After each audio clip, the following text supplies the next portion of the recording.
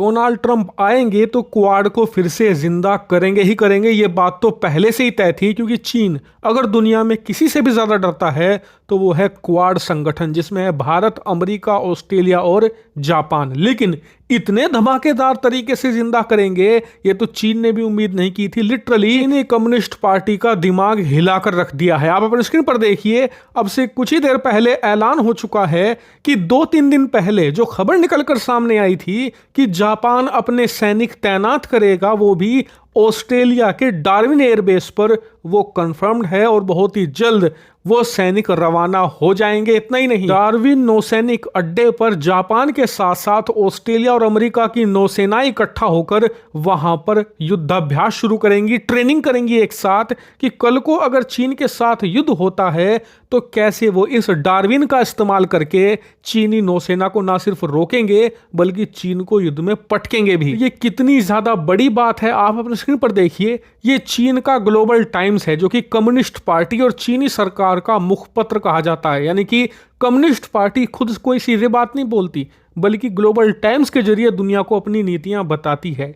Global times का जो ये आर्टिकल है, इसमें कहा गया है कि जापानी सैनिकों की ऑस्ट्रेलिया के पर्ल हार्बर पर तैनाती एक डेंजरस शिफ्ट है, एक डेंजरस कदम है जो कि बहुत भारी पड़ सकता है इन देशों को। यानी कि चीन ऑस्ट्रेलिया के इस डार्विन को अब अमेरिका के पर्ल हार्बर की तरह देख रहा है। आपको पता ही होगा कि पर्ल हार्बर दूसरे विश्व युद्ध में अमेरिकी नौसैनिक शक्ति का केंद्र था। इनकी करीबन 30% नौसेना की ताकत पर्ल हार्बर से आती थी, सबसे बड़ा नौसैनिक अड्डा था और इससे दुनिया डरती थी, खासकर कि जापान, क्योंकि यहां पर इतनी भारी मात्रा में नौसेना तैनात रहती थी कि पूरे जापान को खत्म कर दे। और उसी समय जापान ने इस ताकत पर ही अटैक किया था, पर्ल हार्बर को डिस्ट्रॉय कर दिया था, जिसमें कम से कम 10,000 से ज्यादा अमेरिकी नौसैनिक मारे गए थे। और उस हमले के बाद ही अमेरिका दूसरे विश्व युद्ध में कूदा था। यहां पर यह कहना चाहता है चीन कि जो आप ये पर्ल हार्बर की तरह डार्विन को बना रहे हैं, हम इसे भी ऐसे ही खत्म कर देंगे जैसे कि पर्ल हार्बर को खत्म किया था जापानियों ने दूसरे विश्व युद्ध में। और ये बहुत ही ज्यादा खतरनाक स्टेटमेंट है चीनी कम्युनिस्ट पार्टी की। इससे ये भी पता चलता है कि ये भी लोग डार्विन से उतना ही डर रहे हैं जितना कि जापानी डरते थे पर्ल हार्बर से दूसरे विश्व युद्ध में। और देखिए, आप चाहे माने या ना माने, अगर चीन की जगह कोई और देश होता उसे भी डरना चाहिए था, क्योंकि देखिए पर्ल हार्बर पर तो फिर भी सिर्फ अमेरिका की नौसेना तैनात रहती थी।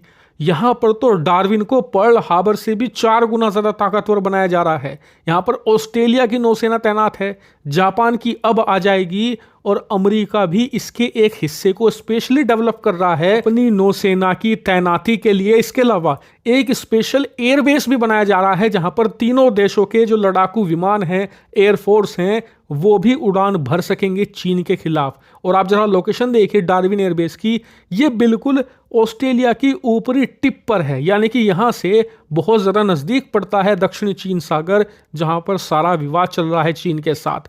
और इसके अलावा जो ताइवान की दूरी है वो भी काफ़ी नज़दीक पड़ती है डार्विन से। यानी कि देखा जाए तो भविष्य में डार्विन चीन के खिलाफ लड़ाई का मुख्य केंद्र होगा। चीन के खिलाफ जितनी भी सैन्य रणनीति बनाई जाएगी सभी देश मिलकर डार्विन से ही बनाएंगे। और अभी तो यहाँ पर भारत की एंट्री हुई नहीं, भारत की एंट्री फिलहाल तो नहीं होगी, लेकिन जिस दिन भी चीन ने भारत से पंगा ले लिया, फिर भारत के साथ किसी बॉर्डर को लेकर विवाद खड़ा कर दिया, तो आप मानकर चलिए कि कुछ ही महीनों में भारतीय नौसेना भी आपको यहीं खड़ी मिलेगी। आपको खबर मिल रही होगी कि भारत भी डार्विन के एक हिस्से को डेवलप कर रहा है अपनी नौसेना के लिए। लेकिन उससे पहले भी आपको भारतीय नौसेना के युद्धपोत यहाँ पर दिख सकते हैं, इन देशों के साथ युद्धाभ्यास करते हुए, मिलिट्री एक्सरसाइज करते हुए, जो कि होगा ही, क्योंकि अमेरिका के राष्ट्रपति डोनाल्ड ट्रंप जैसे ही शपथ लेंगे क्वाड को मजबूती का काम वहां पर शुरू कर दिया जाएगा। चारों देशों की जो बैठक है वो होनी शुरू हो जाएगी, और चारों देशों की जो मिलिट्री इंगेजमेंट है, स्पेशली जो नेवी की आपसी वहां पर युद्धाभ्यास हैं, वो और तेज होंगे। इसी वजह से आने वाले समय में आप देखेंगे कि डार्विन बहुत ही ज्यादा चर्चाओं में रहने वाला है। हालांकि इस पर आपका क्या मानना है, कमेंट करके जरूर बताइएगा।